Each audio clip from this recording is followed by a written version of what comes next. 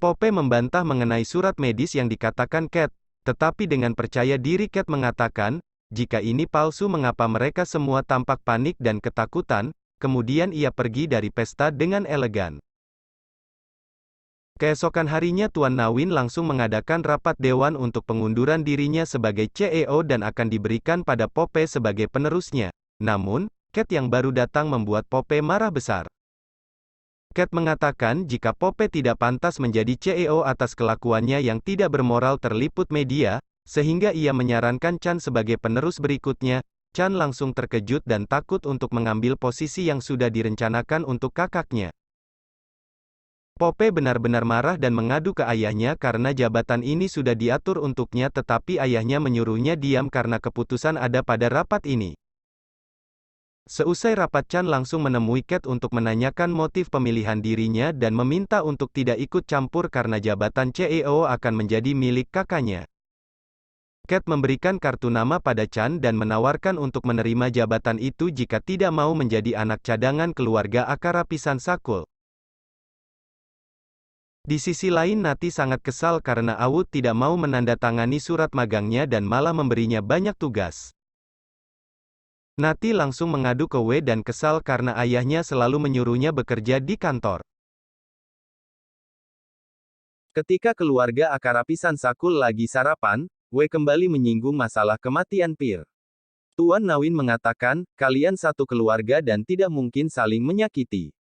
Namun, Wei teringat masa kecilnya yang selalu disakiti oleh anak keluarga Akara Pisan Sakul.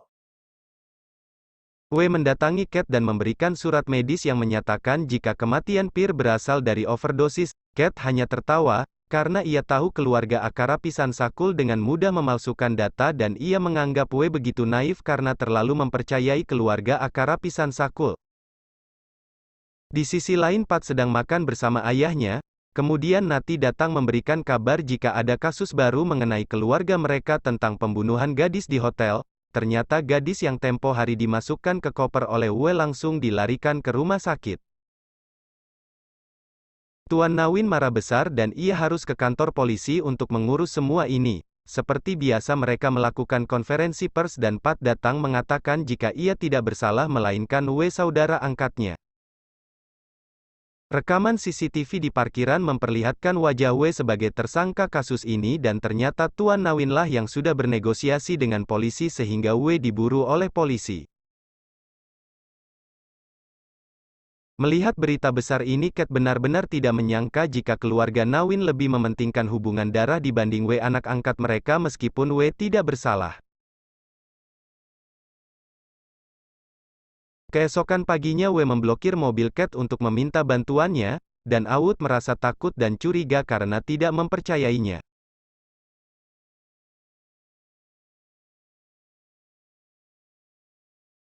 Natty menemui ayahnya dan mengatakan ia tidak percaya jika Wei kakak angkat yang ia cintai melakukan kejahatan, dan Natty pun menduga kalau semua itu ulah Pat. Namun, ayahnya menyuruh Natty untuk tidak ikut campur.